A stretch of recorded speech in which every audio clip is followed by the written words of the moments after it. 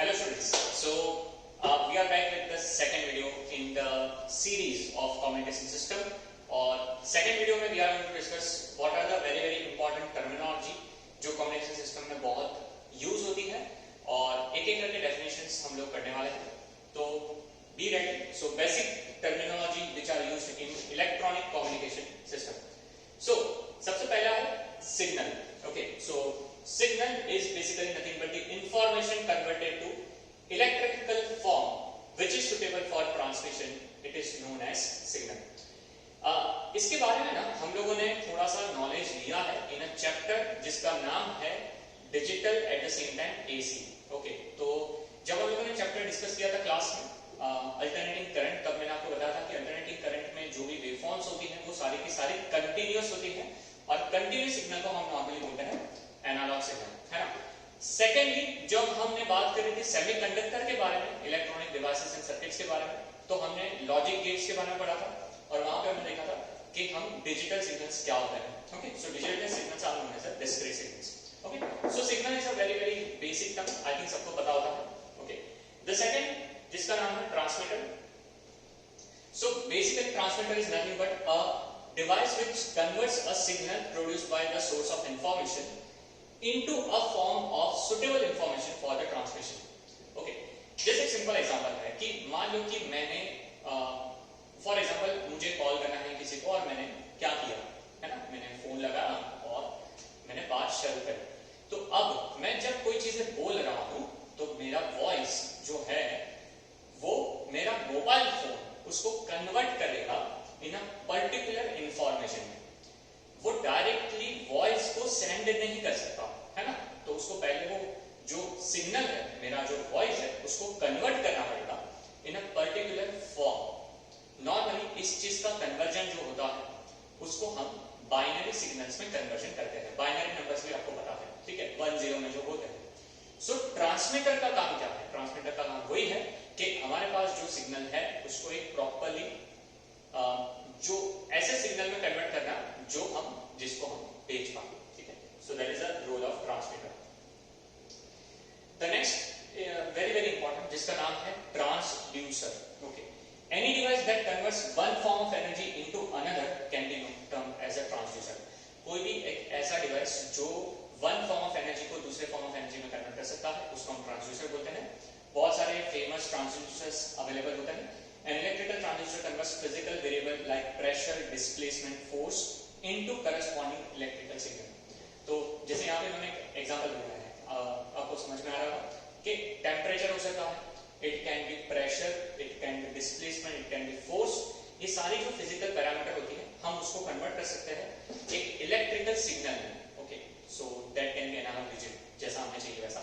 सो transducer वो करता है वन फॉर्म ऑफ एनर्जी को अनदर फॉर्म ऑफ एनर्जी में कन्वर्ट करता है, ठीक है.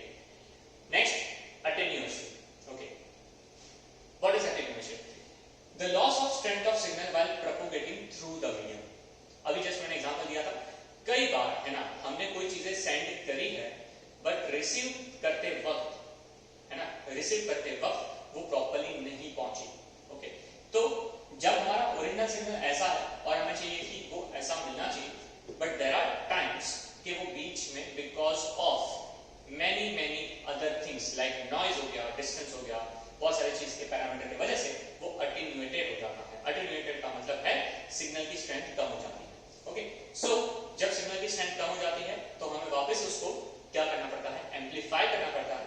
वहां पे हम यूज करते हैं अ डिवाइस जिसका नाम है एम्पलीफायर. सबको याद होगा इलेक्ट्रॉनिक डिवाइसेस सर्किट्स में हम लोगों ने transistor as an common emitter amplifier पढ़ा था. तो बताया था मैंने कि वहां पे आप एम्पलीफायर की तरह इसको यूज कर सकते हो.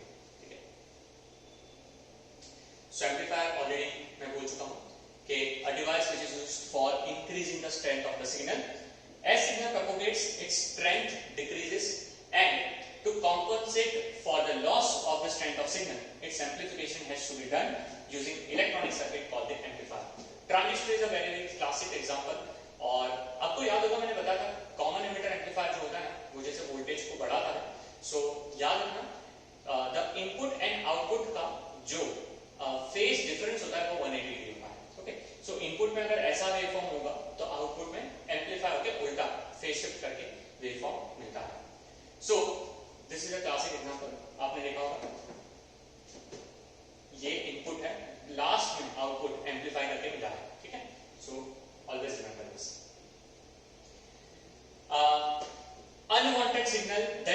disturb the transmission is called the noise. Okay.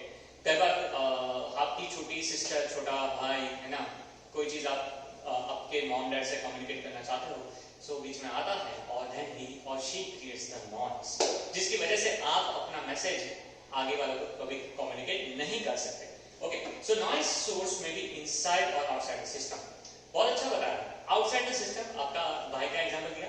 Inside the system, आप कोई अपने गोल, अपने ड्रीम को हासिल करना चाहते हो, but sometimes there is a voice inside your head जो बोलता है नहीं कर सकता, नहीं हो सकता, नहीं हो पाएगा.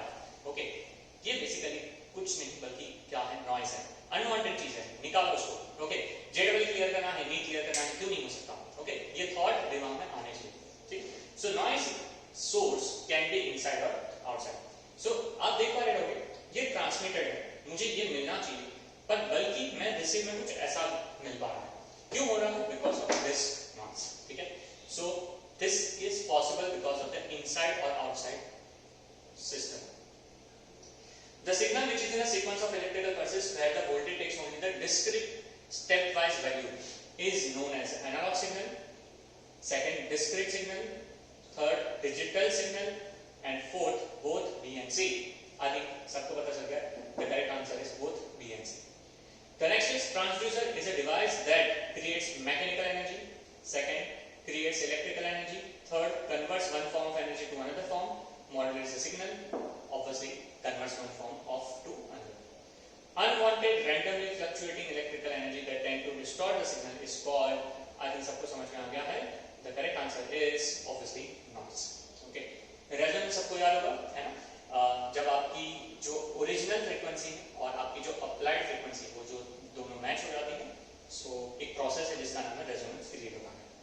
Okay, what type of communication is employed in mobile phone? Satellite. Second is line of sight. Third is point to point, and the last is the broadcast communication. The correct answer is satellite communication. Obviously, अभी इसके बारे में तुरंत जल्द बहुत पढ़ने वाला है. ठीक है, so don't worry. Now, इतने ही टर्मिनोलॉजी नहीं है ना, कुछ मत करना क्या हो रहा है सर, इतना ही नहीं, बाकी है. The part 2 पे चलते हैं quickly. Next is receiver. Okay. It extracts the desired message signal from the received signal at the channel output. Okay, so simple फंडा, जैसे मैंने अभी आपको एग्जांपल दिया कि मान लो मैंने मोबाइल पे किसी को कॉल लगाया, तो मेरे आवाज को पहले तो मेरा जो मोबाइल फोन है, जो ट्रांसमीटर है, वो क्या करेगा कि उसको एक स्पेसिफिक इलेक्ट्रिकल पल्स में या डिजिटल पल्स में कन्वर्ट करेगा. देन सैटेलाइट कम्युनिकेशन के थ्रू मेरा मैसेज जो है वो जाएगा, फिर रिसीवर मोबाइल में पहुंचेगा. अब रिसीवर का काम क्या है? रिसीवर का काम ये है कि जो बाइनरी पल्सेस उसको मिला है उसको वापस कन्वर्ट करना है in the form of the voice. Okay, तो ही तो मेरा आवाज उस तक पहुंचेगा ना. सो ये पूरी प्रोसेस में रिसीवर और ट्रांसमीटर दोनों बहुत इंपॉर्टेंट है. ठीक है, तो it consist of a pickup antenna to pick up the signal, demodulator, an amplifier and a transducer. I think आपको समझ में आया होगा. पिकअप सिग्नल है ना के लिए जो एंटीना है, आपने एंटीना देखा होगा, है ना, आपकी कार में भी ऊपर लगा होता है. Antenna is very very common. Okay, amplifier बता दिया है, ट्रांसड्यूसर बता दिया. डीमोड्यूलेटर क्या होता है वो हम बहुत जल्द देखने वाले हैं. ठीक है बेटा, so just wait. The receiver reconstructs a recognisable form of the original message signal. Okay, मतलब ऐसा नहीं होना चाहिए कि मैंने बोला कुछ हिंदी में है और वहां तक आवाज जो मेरी जा रही है वो चाइनीज में पहुंच रही है. सो आई थिंक सबको समझ में आ रहा होगा, जो फॉर्म ऑफ कम्युनिकेशन है वो चीज वहां तक पहुंचनी चाहिए. So this is a classic example of the transmitter part and the receiver part. Okay. Next, range. Okay. So I think range word से भी आपको समझ में आ रहा है. हम बोलते हैं ना कि यार तू अपने मोबाइल की रेंज में आ, मोबाइल की रेंज में आ. ओके, रेंज में नहीं है तू, सबमिट ऑन है तो आवाज नहीं आ रहा. इसका सिंपल मीनिंग ये है कि आपका एक जो टावर है, जो मोबाइल का एक टावर है, वो अपने सराउंडिंग में एक पर्टिकुलर रेंज बनाता है. अगर आप वो विद इन रेंज में हो तो इशू नहीं होता. Many of times जब आप ट्रैवल करते रहते हो, when you are traveling in train or somewhere, so आपका many times मोबाइल का कम्युनिकेशन लॉस्ट होता है, आपका सिग्नल जो है वो चला जाता है. रेंज उसका क्लासिक एग्जांपल वही है, क्योंकि आप एक टावर की रेंज से दूसरी टावर की रेंज में क्या कर रहे हो, शिफ्ट हो रहे हो, तो many times वो सिग्नल जाके वापस आता है. ठीक है, सो range is this. Okay, transmitter और आपका ये रिसीवर है वो साइड पे. LOS का मतलब है line of sight. Line of sight मतलब I can see that. Okay, obviously not me but the transmitter receiver part. Sometimes there is reflection refraction kind of thing, तो उस केस में NLOS होता है. Okay, so not light of sight, line of sight basically. और ये बीच बीच में जो attenuation हो सकता है, दिस इज द पार्ट. सो एक ट्रांसमीटर और रिसीवर जो हो रहा है, एक ट्रांसमीटर की कितनी रेंज है जहां तक वो ट्रांसमिट कर सकता है, सो दैट रिसीवर वो सिग्नल को डायरेक्टली पिक कर रहा है. Normally obviously you can't expect कि मैंने यहाँ से कॉल लगाया तो बस डायरेक्ट कॉल लग सकता है. कोई भी मान लो कि मैं अभी मुंबई में हूँ और मैंने कॉल लगा दिया दिल्ली में, सो मेरा डायरेक्ट कॉल जा सकता है ना. सो ऑब्वियसली वो पूरा कम्युनिकेशन हम धीरे धीरे करते हुए सीखने वाले हैं. अच्छा, next is bandwidth. The frequency range over which an equipment operates. It is the portion of the spectrum occupied by the signal. Very very important. आपको याद होगा मैंने जब अल्टरनेटिंग करंट एसी सर्किट पढ़ा था, और आपने भी जब पढ़ा होगा एसी सर्किट, तो आपको याद होगा हमने बहुत ही इंपॉर्टेंट कंसेप्ट सीखा था जिसका नाम था bandwidth. Okay, so bandwidth is the basically difference of two frequency. One is known as a higher upper cut off frequency and then there is lower cut off frequency. मैंने example भी दिया था कि 98.3 रेडियो एफएम जब आपको सुनना है तो 98.3 के थोड़ा आगे और थोड़ा पीछे की फ्रीक्वेंसी का जो डिफरेंस होगा, लेट्स से फॉर एग्जांपल 98.3 के आगे 98.4, 98.3 के पीछे 98.2, सो 4 और 2 के बीच में 0.2 का डिफरेंस है, तो 0.2 megahertz can be your bandwidth. इसके बीच में आपका सिग्नल पिक करेगा और आपको सुनाई देगा. Okay, so basically this is a classic example of the bandwidth. आप देख पा रहे हो कि जैसे ये पूरा एक सिग्नल है, सो 70% पे कट ऑफ जैसे सेट कर दिया, तो 70% पे वो दो पार्ट में कट कर रहा है. So if you subtract this and this, you will get the bandwidth. Okay, so bandwidth जितना ज्यादा होगा तो उतनी ज्यादा रेंज ऑफ फ्रीक्वेंसी आप पिक कर सकते हो. बैंडविड्थ जितना कम होगा आप उतना ज्यादा सिलेक्टिव बनोगे. Okay, next, the reality is कि एक्चुअल जो कम्युनिकेशन सिस्टम है ना, जिसमें जो सबसे इंपॉर्टेंट पार्ट होता है वो यहां से चालू होता है, जिसको हम बोलते हैं modulation. Okay, so modulation is nothing but the process of imposing the low frequency signal on a high frequency wave which acts as a carrier wave for the long distance transmission. ये चीज को ना मैं always इस तरह से समझाता हूं, ठीक है, कि मान लो कि आपको अब कहीं पे जाना है और लेट अस से CST से आपकी ट्रेन है, आप कांदीवली में हो, मतलब एक जगह पे हो, and you want to travel to CST which is 1.5 hours of the journey. Now आपके पास लगेज है. ओके, तो लगेज आप अगर खुद लेके गए ना तो बहुत टाइम लगेगा, चल बल के गए है ना. तो नॉर्मली क्या करते हो, आप टैक्सी करते हो. ओके, आजकल उबर ओला का जमाना है, आपने टैक्सी करी. जब आपने टैक्सी करी तो टैक्सी के ऊपर आता है आपका कैरियर. कैरियर में आपने क्या कर दिया बेटा, सामान रख दिया और आपने बोला जा बेटा जी ले अपनी जिंदगी. Okay, no obviously not. But क्या होगा, जैसे आपने सामान रखा तो अब आप टैक्सी की स्पीड से वहां पहुंच सकते हो, और टैक्सी चलाने वाला जबरदस्त इंसान होता है, तो आप वैसे 1.5 घंटे की दूरी है, 1.5 घंटे की दूरी आप चाहो तो फटाफट में कवर कर सकते हो अगर रास्ता खाली रहा तो. सो मैं यहाँ पे क्या बताने का आपको ट्राई कर रहा हूं, यहाँ पे आपका जो लगेज है वो एक्चुअली में आपका मैसेज है, जिसको आप किस पे, टैक्सी के कैरियर पे डाल के टैक्सी की स्पीड से CST पहुंचा रहे हो.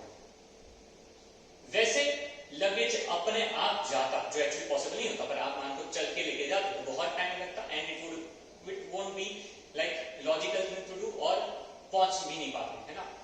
पर कैरियर पे हो सकता है. तो क्या कर रहे हो, you are superimposing. Superimposing का मतलब है आप ऐड कर रहे हो lower frequency signal into a very very high frequency signal. ये दोनों का मिक्सचर कर रहे हो. So the process of imposing the low frequency signal, मतलब मैसेज, मेरा आवाज, on a high frequency wave which acts as a carrier wave for the long distance transmission. This is your carrier signal. You can see कितने जल्दी जल्दी wave change हो रहा है.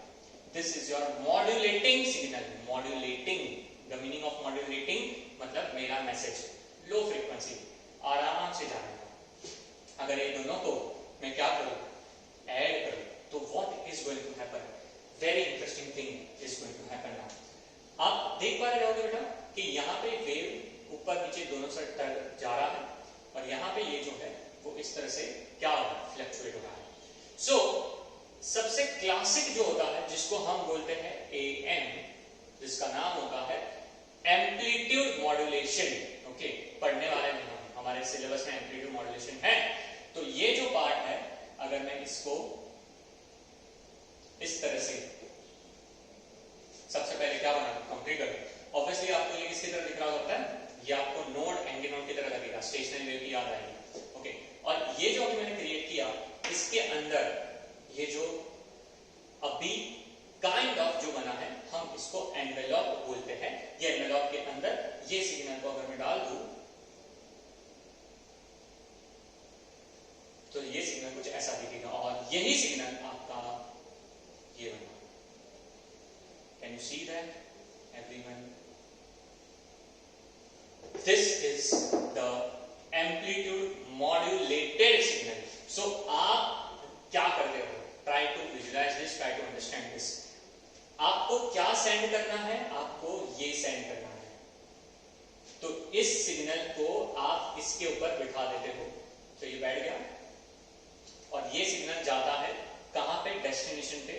आपका रिसीवर इसको पिक करता है, ना इसको पिक करता है ना इसको पिक करता है, ये दोनों के मिक्सचर को पिक करता है। पिक करने के बाद वो बाहर का जो एनवेलप है उसको वो एक्सट्रैक्ट करता है और वो इसको ले लेता है।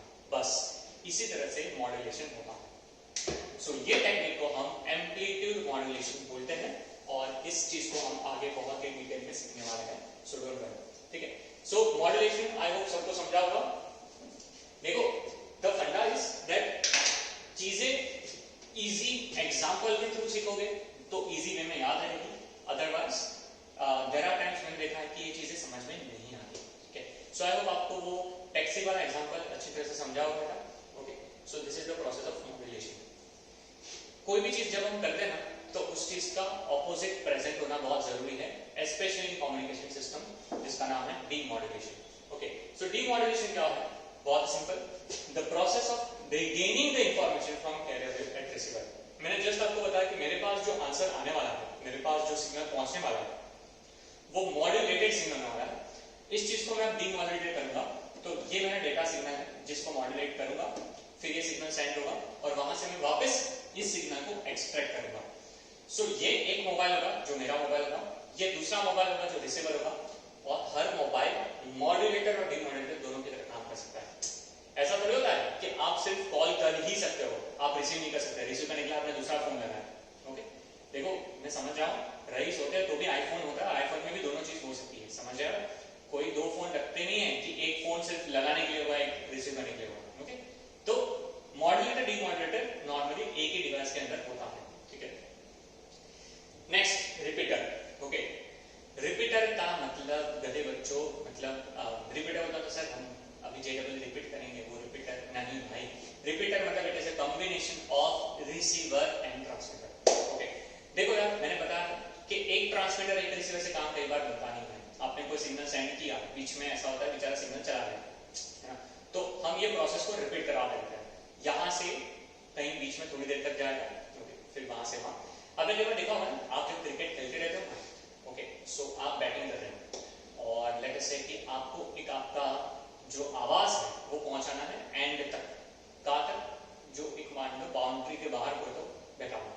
सो आपको क्या करना है, आप बोलते हो यहाँ पे आपका जो फ्रेंड रहेगा या अंपायर को कि यार तुम पीछे बोल, अंपायर किसी और प्लेयर को बोलेगा, वो प्लेयर और किसी को बोलेगा, फाइनली वहां तक पहुंचेगा।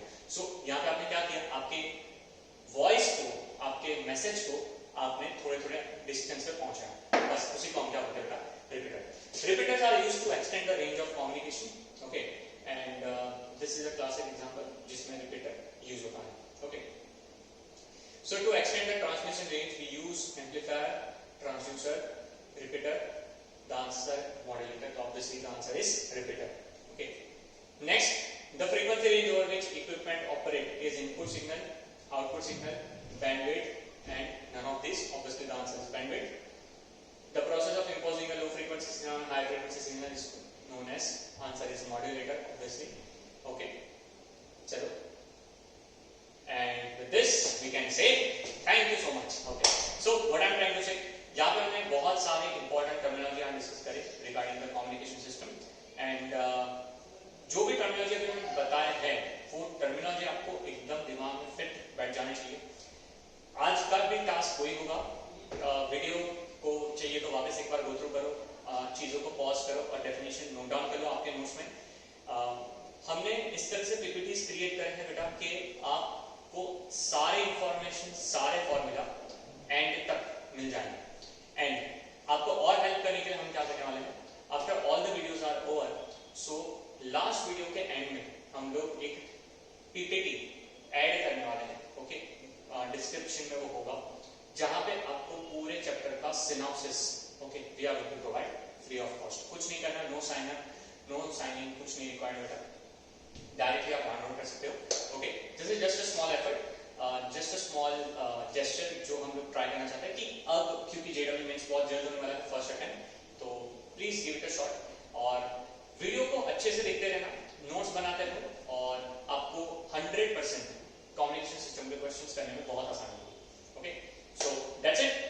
अगेन अगर आपको वीडियो पसंद आए हो तो लाइक करना, कमेंट करो, सब्सक्राइब करो चैनल को। मिलते हैं थर्ड वीडियो के साथ बहुत जल्द।